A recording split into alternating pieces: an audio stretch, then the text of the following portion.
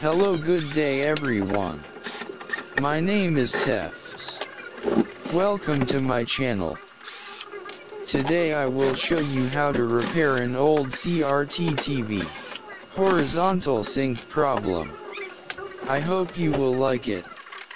Please like and subscribe to my YouTube channel. Thank you so much.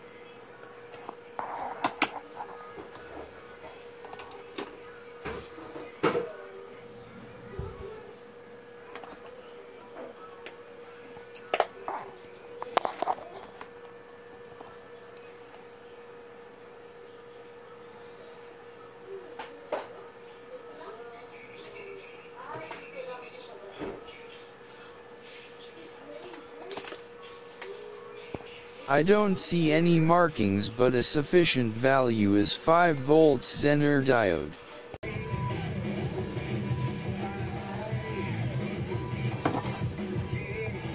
Dapat si Senator Manny Pacquiao, alam nyo.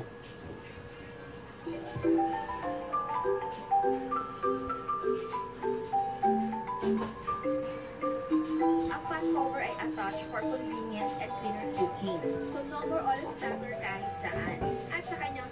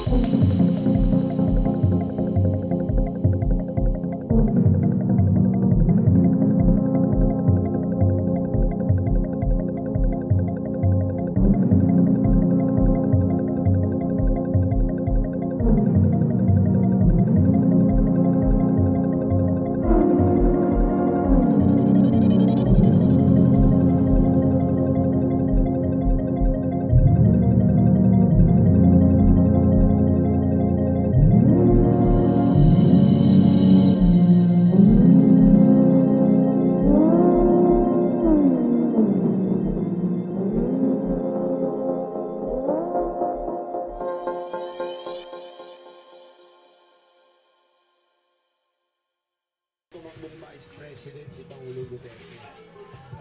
Kaya dapat yan, si Pangulong Duterte ay maging Vice President at si Senator Bongo o kaya si Mayor Sara Duterte maging President. Palakpakan tayo natin. Tulungan ng gobyerno, hindi dapat kayo tulungan ng mga public hospital. Bakit? Bakit to? Alam mo ako, maawain mo ako pagdating mo sa may mga COVID, pero pag kayo nagka-COVID, ano nyo na yan? Kayo nang may kasalanan yan. Mga sirang ulo ninyo, kita nyo naman may COVID, nag-rally pa kayo. Kita mo, sasabihin pa nila na walang demokrasya sa Pilipinas. Yan bang walang demokrasya? Bakit bawal yung ginagawa ninyo? May pinababayaan pa kayo sa kalsada? Yan ba di walang demokrasya? Sige nga ako, sinasabi nyo si Pangulong Duterte. Alam niyo kung bawal yung ginagawa ninyo, mga animal kayo? Kung bawal yan, bakit? Bawal po ang ano, yung mga CRT. Ako kaya kung paano, parang ako concert.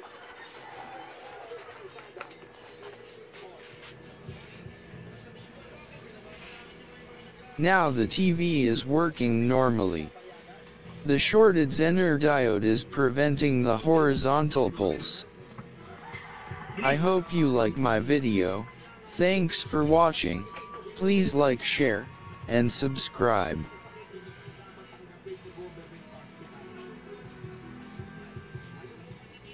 Ngayong 50 plus na tayo, dapat protektado ang puso. Kaya we take Centrum Silver Advance. May over